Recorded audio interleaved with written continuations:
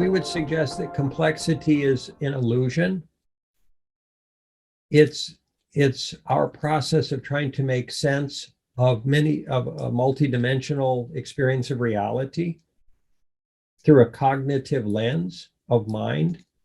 There's a story of a spiritual teacher that was talking with a student, and he wanted to help the student understand how to understand.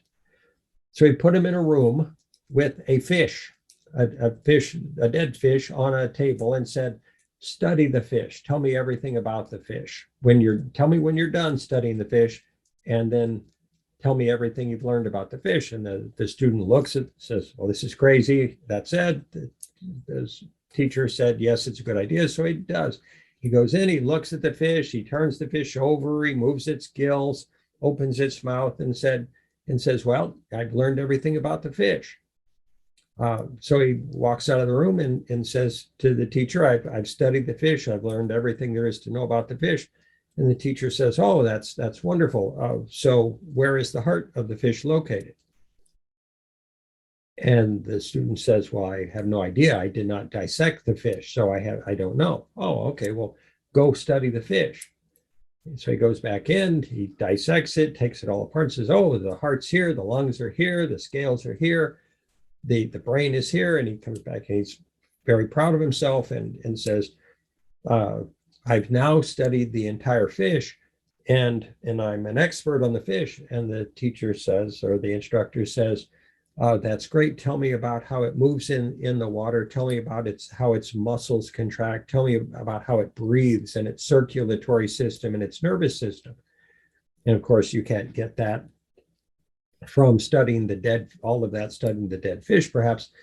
That said, does it make sense that there are an infinite set of vantage points from which this amazing, miraculous world that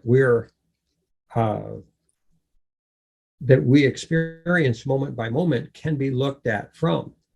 Now, the question is, do we see it as a glorious adventure? Do we see it as a joyful process of unfolding understanding?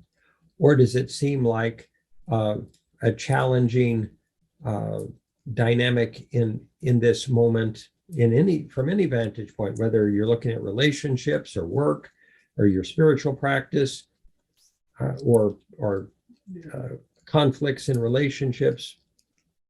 From whatever vantage point that you might be looking at the fish, metaphorically speaking, you're learning something about the totality. And eventually the totality comes into view. The living, breathing fish in its totality becomes visible.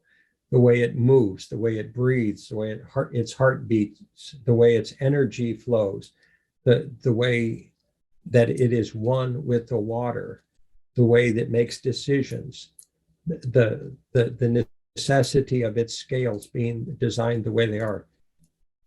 With enough understanding, and then we can back out and we can see all the fish and in the ocean. Then we can back out and we can see the totality of human life process in the world. And we can see it as a beautiful tapestry.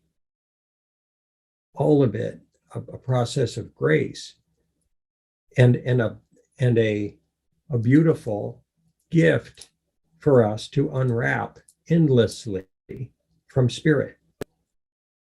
If we choose, and it's a choice. There are many competing narratives within our systems and within the tribal process that would lead us to say, oh, the life is wrong. People should be doing this. They shouldn't be doing that. This is the proper way to make decisions politically or economically or culturally or religiously. And if you don't do it our way, you're wrong. If you do it our way, you're right.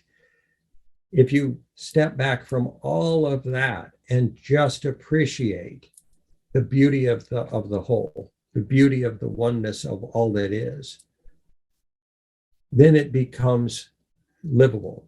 Then inner peace becomes feasible when seen from the eyes of spirit. And it can be challenging to access the space behind our heart, especially if our energy system is very mentally focused or in an ongoing reactive state to the challenges of life. And that said, it's a worthwhile thing to choose.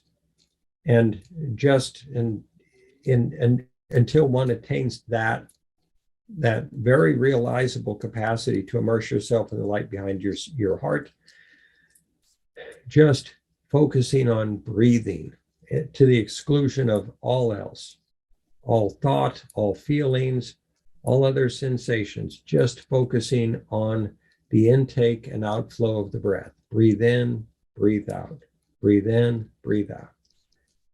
If we can choose that process, and that literally becomes your entire experience, for even if it's for a few minutes a day, you can turn that into an hour.